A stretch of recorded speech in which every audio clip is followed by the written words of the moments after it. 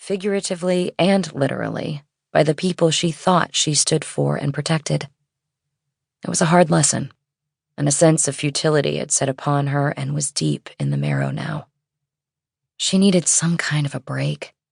Maybe to go track down her mother in the mountains of Maui and try to reconnect after so many years. She took one of her hands off the wheel and held her sleeve to her nose.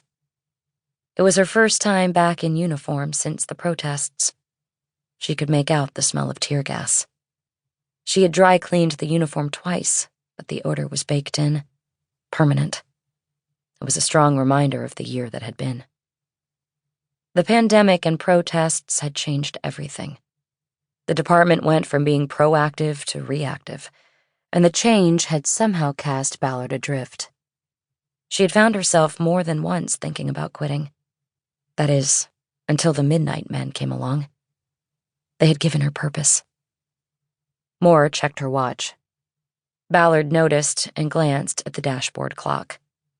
It was off by an hour, but doing the math told her it was 2 minutes till midnight. "Oh, here we go," Moore said. "Look at this guy." She was looking out her window at a man approaching the car. It was below 60 degrees, but he wore no shirt, and he was holding his dirt-caked pants up with his hand. He wore no mask either. Moore had her window cracked, but now hit the button and closed and sealed the car. The homeless man knocked on her window. They could hear him through the glass. "Hey, officers, I got a problem here."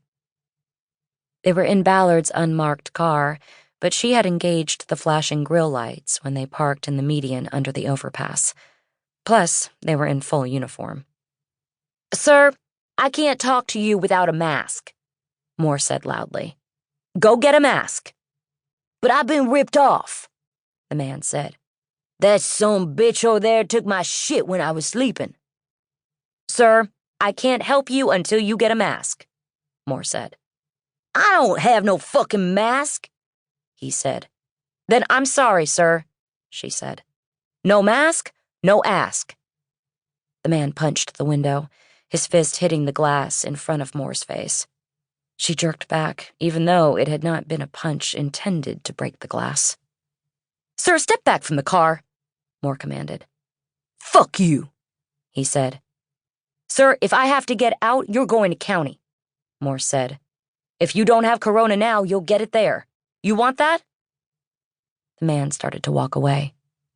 "Fuck you," he said again. "Fuck the police." "Like I never heard that before," Moore said. She checked her watch again, and Ballard looked back at the dash clock. It was now the final minute of 2020, and for Moore, and most people in the city and the world, the year couldn't end soon enough. "Jesus Christ, can we move to another spot?" Moore complained. "Too late," Ballard said. "I told you, we're safe under here." "Not from these people," Moore said. Chapter 2. It was like a bag of popcorn cooking in a microwave. A few pops during the final countdown of the year, and then the barrage as the frequency of gunfire made it impossible to separate it into individual discharges. A gunshot symphony. For a solid 5 minutes, there was an unbroken onslaught as revelers of the new year fired their weapons into the sky, following a Los Angeles tradition of decades. It didn't matter that what goes up must come down. Every new year in the City of Angels began with risk.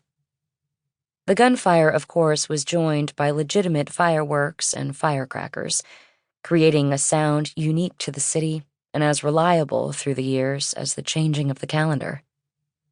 The over-under at roll call was 18 in terms of calls related to the rain of lead. Windshields mostly would be the victims, though the year before, Ballard had caught a call-out on a case in which a bullet fell through a skylight and hit a stripper on the shoulder as she was dancing on a stage below. The falling bullet didn't even break the skin, but a jagged piece of falling skylight glass did give a customer sitting close to the stage a new part in his hair. He chose not to make a police report, because it